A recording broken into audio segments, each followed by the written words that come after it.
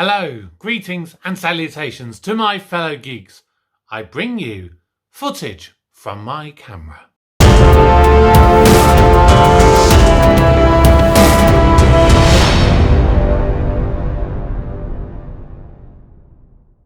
Hello everybody, welcome back to the channel. Of course, my name is Kevin, I am a geek, and you are back with Kevin the Geek and another episode of my New Who Doctor Who review. This is where I go back and I look at every single episode from when Doctor Who was rebooted in 2005, and I look to score each episode out of a possible score of 100 so I can determine which are the best episodes. And today, we are going to the end of the world.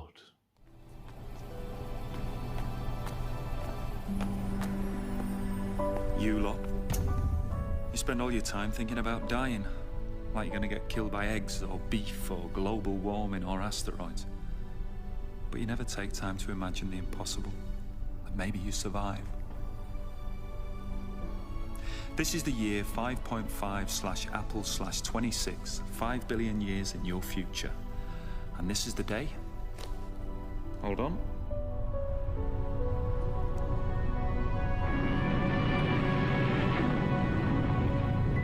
This is the day the sun expands. Welcome to the end of the world. Now, if you did happen to miss the first ever episode, which was where we looked at Rose, then please do click on the video in the corner or check it out on the playlist down below. Don't forget also, if you are new to the channel, please do drop a like on the video, subscribe to the channel, and remember to click that notification bell so you know when all of my videos go live. And for now, let's take a look at the 10 categories which we use to score each episode. The story, the Doctor, the companion, the supporting characters, the villain, the music, the dialogue, the special effects, the set, and the costumes. So this story takes place in the year 5 billion, and this is where Rose gets to take her first ever trip into the future. And this is definitely, as a story, is a much better premise than the opening episode. Because my problem with any Doctor Who episodes that take place, in modern day, it's often adding alien threats into it. And so it doesn't really have that same appeal for me, personally, anyway. The situation with taking a companion either to the past or to the future, it means they get to experience completely different scenarios to what they probably would be used to. Yes, you can do an episode where you're in the modern day and you can feature aliens or other kind of things, but it lacks something for me. And this is what the best episodes for me personally, at least in my opinion, are the ones that you do get to experience those different things. And from the very first moment that you have Rose and the Doctor having this discussion, at one point she meets all these aliens that are in this obviously observation deck to watch the world kind of explode as the sun expands. It's a very jarring experience for Rose, and this is where you start to see the first kind of little doubts forming in Rose's mind, because she just completely rushes off at the end of the previous episode. She's seen all these wonderful things with the Doctor, and she thinks, yeah, it'd be all cool and fun and everything. But then you just have this moment of realization. She's like, maybe this isn't what I was kind of expecting. And this is what this story kind of really tries to go into the depths of. They try and take Rose on this journey for her to understand the Doctor, but also to understand herself and what she's kind of got out of her life. Then, of course, you have an alien that, well, as the Doctor says, 5 billion years and it still comes down to money. But the interesting thing that really happens is when Rose, after seeing this death and destruction that's kind of happened through the consequences of other people, and the Doctor is very much of a mind to let Cassandra die, he just suddenly goes, you know what? Help her. Please help her. But the Doctor, of course, isn't going to be willing to do that. So I think as an overall story, it has a lot of potentials. It succeeds in what it aims to do, and it tells a reasonably good story. There are things that definitely could be improved upon, but I think as an overall concept and an interesting start to the first time away from modern day, especially for Rose, I think it's a reasonably good story. And so the story itself, although not amazing, it is reasonably good. I would score it a 6 out of 10. Now, in relation to the Doctor in this episode, you actually see a lot more of him than you did in the very first episode.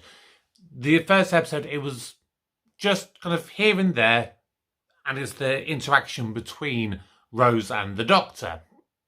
But in this episode, you start to see a development of their relationship between the pair of them, and you start to get a little bit of an understanding of the reasons behind the way he acts.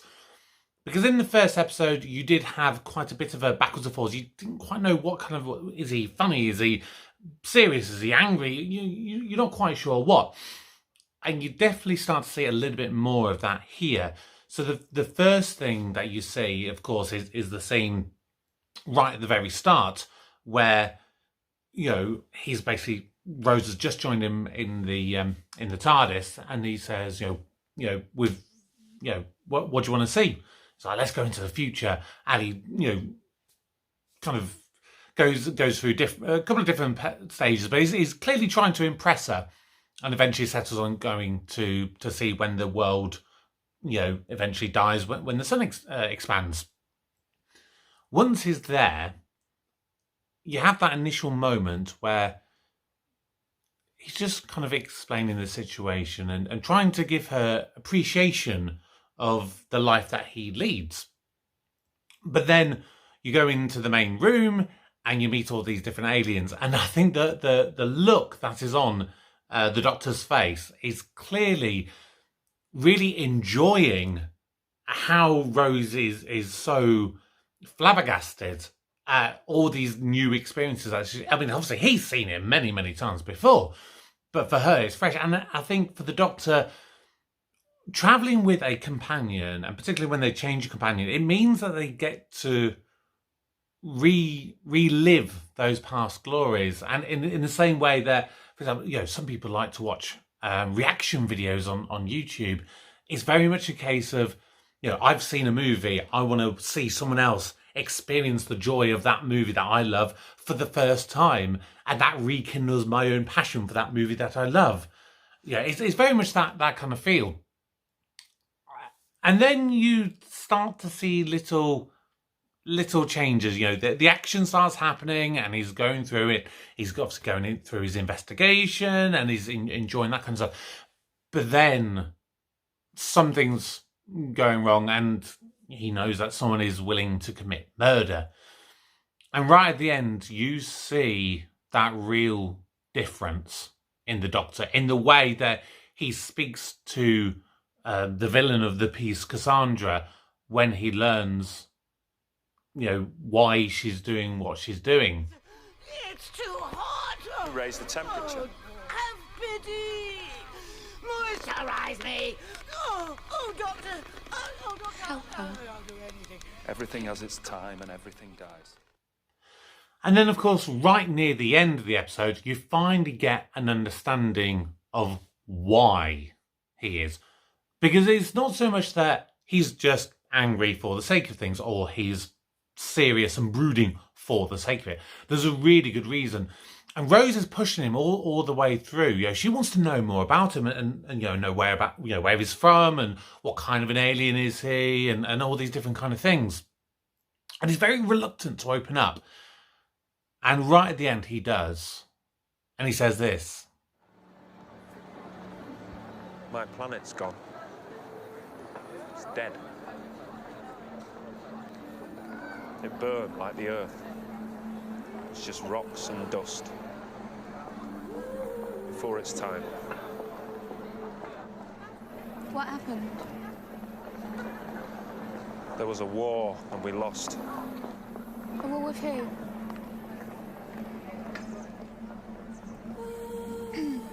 What about your people? I'm a Time Lord. I'm the last of the Time Lords.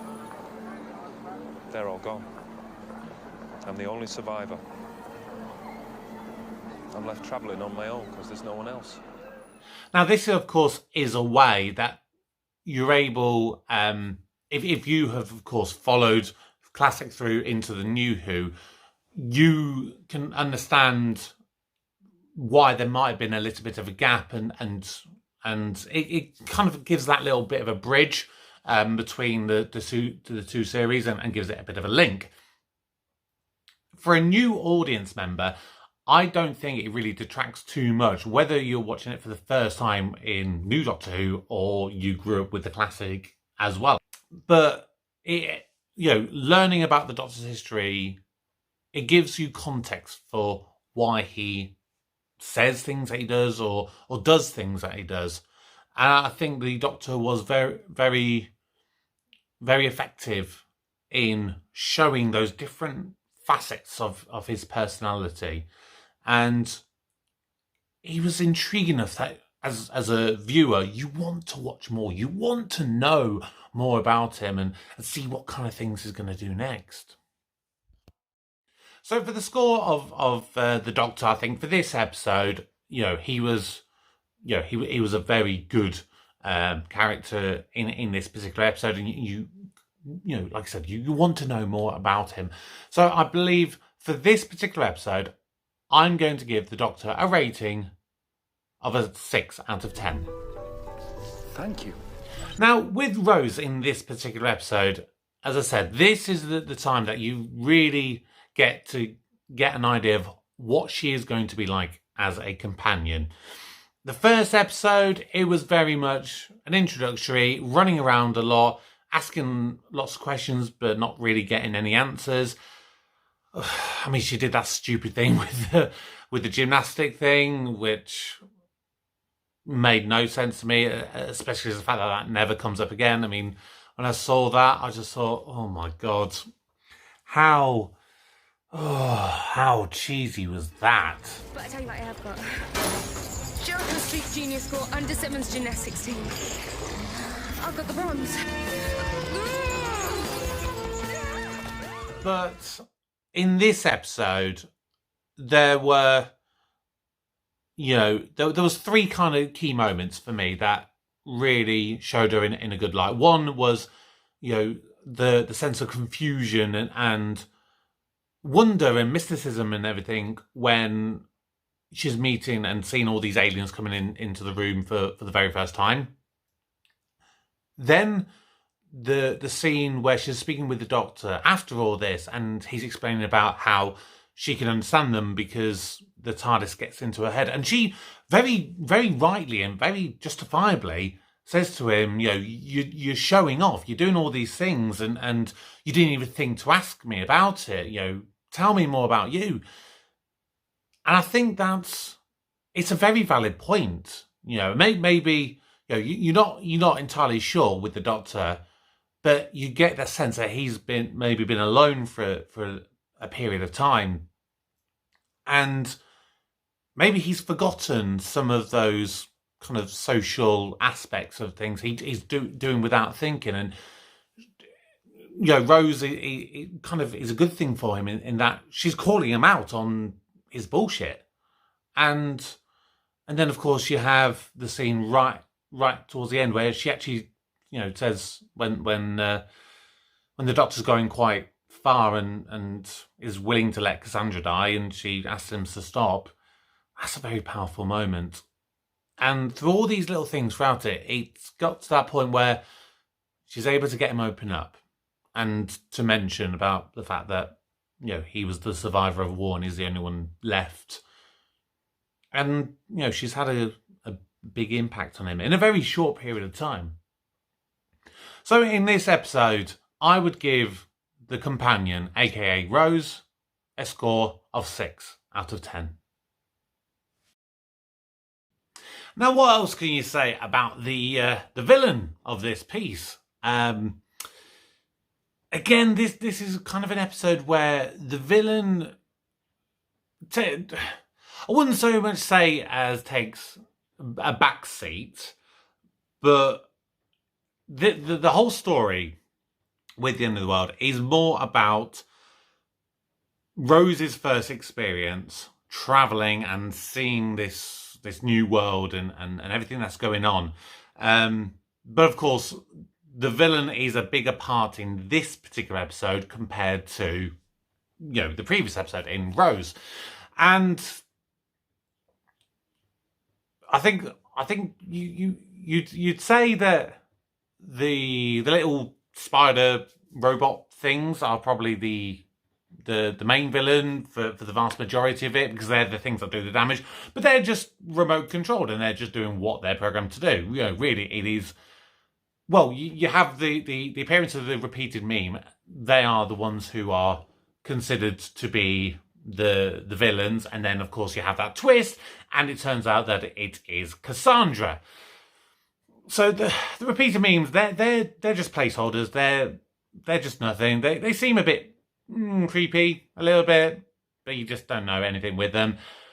But the Cassandra,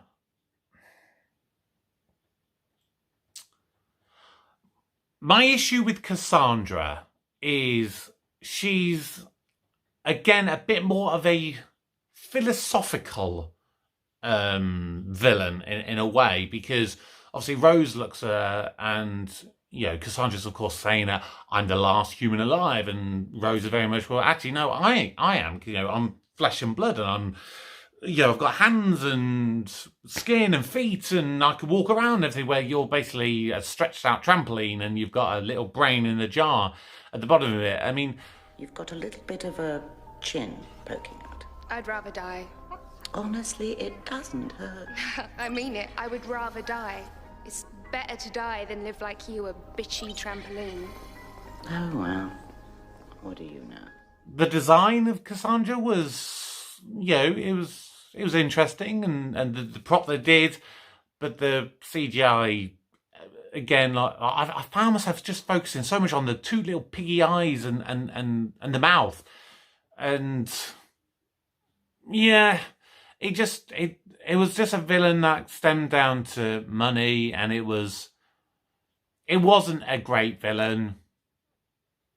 It was just, it was there, it was causing a problem, and then of course you have the twist at the end. So no, I didn't really rate Cassandra that much overall. So the villain in this episode is only going to get a 4 out of 10. Now, I do quite like the supporting characters in general in this episode, because it is it's an episode that's set far in the future, and so you've got quite a lot of different aliens, and the designs of those aliens are good, and you get to see quite a bit with them. There's obviously only really one that really has any note. I mean, you have the steward, and you have the one small scene with the plumber, which was nice in showing that Rose doesn't really judge anyone, and is happy to talk to anyone, even someone that appears low ranking and everything, and a bit downtrodden, because I think in a way that's kind of what she is, and maybe she relates to that, but I mean, the plumber one, she's literally in there for one scene, the steward just in a couple of bits, and he's just he's just there. He's fine. He's functional, you know. But then, of course, you have Jade, who's the one who's from you know made of trees. You know, she's a descendant from trees, and I quite liked what they did with that. You know, I mean, watching it now, you know, when I first watched it, it was just, oh, that's an interesting character. But I've probably not watched this episode since I watched Guardians of the Galaxy, you know, when that got released in 2014.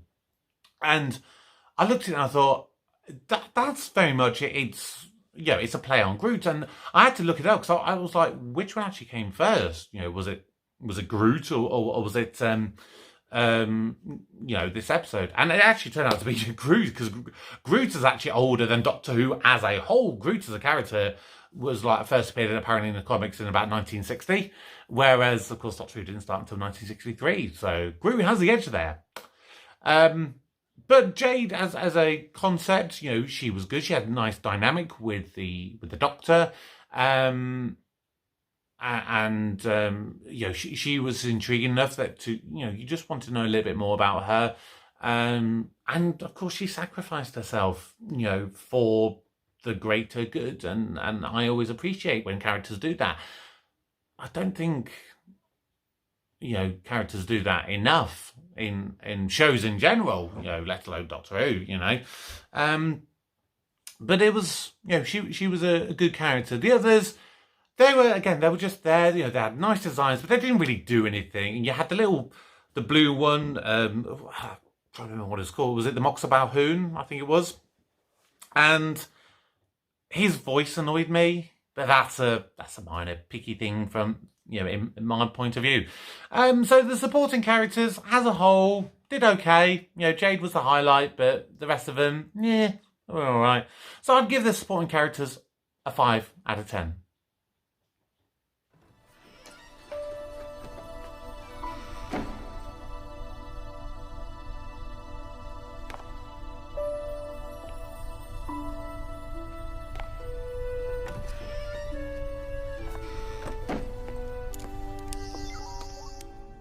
Now, I would say the music in this episode was definitely an improvement on the last episode. You know, the first episode, it was too loud. It was music that, for me, didn't really fit with the, you know, with the scene that they were in. It didn't quite blend well together. In this episode, it did a really good job. It was nice music, nice instrumentals, and it had enough stuff to give you a feel for what the scene should be and what the stakes should be. You know, whether it was more of a comedic and you know, slightly, you know, light-hearted piece of music. But then the serious piece of music, they did work really, really well there. But yeah, overall, it wasn't anything stand out for me, the music in this episode. But it was still an improvement the last time out. I would give the music for this episode a 5 out of 10. Now, the dialogue in this episode, again, is definitely a step up from last time out. You definitely have more... well, you have more interaction between the Doctor and Rose in general, because they're there from the get-go and you're not having to introduce everyone. So it's definitely, you know, better in that regard. But they have more deeper, more meaningful conversations in this one. And also then you have the likes with the Doctor and Jade as they're like going through the tunnel and they're talking together there. There's some stuff with it. But I tell you what, the one I didn't like, you know, where they wrote about the fact that, what was it? When Cassandra brought the jukebox in and basically said, "Oh, this is an old Earth ballad," and then the other one. So they basically played Soft Cell's "Tainted Love" and Britney Spears' "Toxic," and I mean, I feel it was done as a cheap gag, and for me, it didn't work. And especially now, rewatching this, you know, nearly 20 years later, I feel that's aged really badly. To say that, of all the music that you could have had, because this is a story that's set in the year 5 billion. These two pieces of music, really, this is the stuff that is being remembered. Yeah, no, didn't work for me. No. So dialogue, it had its ups and its downs. I would say more good than bad, but it's average. So I would go with a 5 out of 10 for the dialogue. So special effects now, and again, that seems to be the common theme as we're going through this episode. It's a step up and it's an improvement on everything that we've seen before in the first episode in Rose. There were like the opening shot, like when the barrier comes down and Rose and the Doctor, they've stepped out and they're looking at the Earth for the first time. That was a nice, I think for me, what I kind of feel at the moment is bigger, wider shots look better than close-ups. And like I said, with Cassandra, when I like seeing the lips and the eyes and everything, that's really noticeable. That's quite poor. But the wider shots do look reasonably good. And so the special effects, I think, for this episode, they're going to get an average score of a 5 out of 10, and I hope as I rewatch a lot of these, I start to see just the special effects just generally, improving more and more and more as we go through. Okay, so the set, like the setting for it, I quite liked, and I liked the idea that it's not really a space station; it's more of just like a general observation deck. And I think what they were trying to go with is almost like if you were in a corporate box at a sporting event, or like you were in a because obviously all these people were really big and important, and they own all these companies that own loads of money, which is why Cassandra were going after them. But it felt too big at times and expansive, and too modern. It wasn't futuristic enough, for my personal taste, for something that's set in the year 5 billion. I think the scenes with again in the smaller kind of like the one with Jade and the Doctor, like it was a closed, narrow corridor. It felt a little bit claustrophobic and the kind of thing you would expect to see. But the rest of it is a bit too big. And then, of course, you have the room with the fans at the end, which is basically just a massive CGI room. So, yeah, the set could have been better, for my opinion. So, I will give the set a 4 out of 10. And now, finally, on to the costumes, which, for the Rose and the Doctor, they're in their... Well, the Doctor's in his outfit, and Rose is just in her normal kind of outfit, because of course she just ran straight into it, so she's wearing what she wore at the end of the last episode. I have to give props to the people that designed the aliens. The Moxar Balhoun, it was very, a futuristic alien. The face of Bo, which of course at this point was just another character. It didn't, it's not until next year that he becomes more. That was an interesting design, even though you didn't really see much with it. Obviously you had the steward and the other one, I can't remember her name. She was like the plumber. They were generic, blue-skinned aliens. Not much you could really say with them. So there was definitely some interesting ideas. And I like the fact that a lot of them were actually practical effects and they were practical costumes. I'm not a fan of loads of CGI outfits, particularly for a TV show, because a lot of times they don't have the budget. It's different if you're doing a big Marvel or DC movie or something like that. You can plow hundreds of millions of dollars into it. For a TV show, sometimes going old school and going prosthetics is the best way to do that. And, you know, I quite like a lot of the designs used in this. So I would give the costumes for this episode, I'd give it a 6 out of 10.